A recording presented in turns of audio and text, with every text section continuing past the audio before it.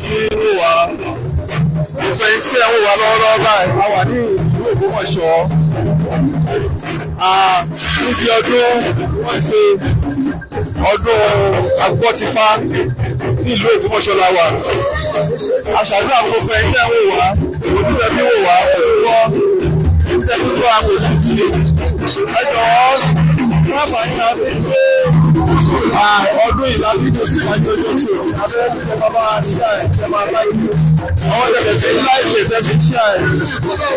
ọwọ́ náà àgbàdo olóńgbò ìlọ́wọ́ náà owó lálálálá àfọwọ́ owó lẹ́wà tó pa bàbá wa wọ́n ṣe ọdún ní ọdún ẹ̀tí òní. That's right.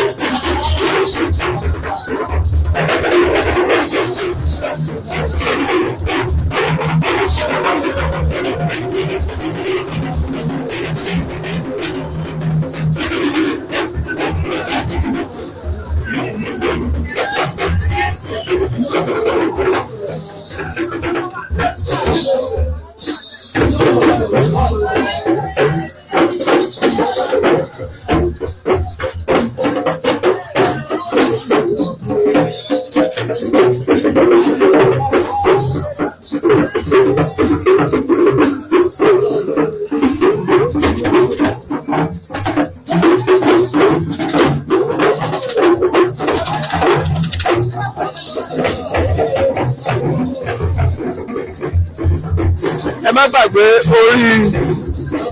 ìkànnì tí a wà yìí náà ní Ìgbà Wáṣẹ̀ tí a ti ń gbé àṣà àti ìṣẹ̀lẹ̀ Yorùbá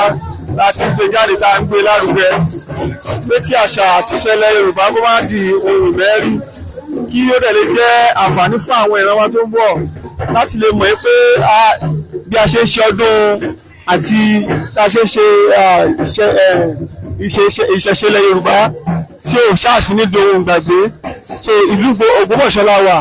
ẹ lè máa rí wa wò lórí Adùn Àṣà Yorùbá TV lórí Ìgbà Wáṣẹ̀ àti lórí Ìgbà Wáṣẹ̀ TV bákan náà ẹ lè rí wa wò lórí YouTube lórí Adùn Àṣà Yorùbá TV ẹ má gbàgbé ẹ bá wa subscribe kẹ́ẹ̀dẹ̀ máa bá wa like ẹ bá wa share fídíò yìí kí ó lè jẹ́ àǹfààní fún àwọn ọmọ Yorùbá nílé lóko lónìí a wà nílùú Ògbómọ̀ṣọ́ ẹ̀nà ti rí báyìí níbi tá a ti ń ṣe ọdún ẹ ti rí báyìí ẹ ti rí ìlú Ògbómọ̀ṣọ́ la wà báyìí tá a ti ń ṣe ọdún Aduro kí ogun Ifá Festival 2023 Aduro kí ogun Ifá Festival 2023 ní ìlú Ògbómọ̀ṣọ́ ẹ̀yin Ògbómọ̀ṣọ́ ẹ̀yin ọmọ Ògbómọ̀ṣọ́ ní tilé toko ẹ̀yin ọmọ Ọ̀yọ́ lápapọ̀ ìlú yìí la wà yìí o ẹ jẹ́ máa bá wa ṣe ètò yìí tó lè kan àwọn èèyàn wa gbogbo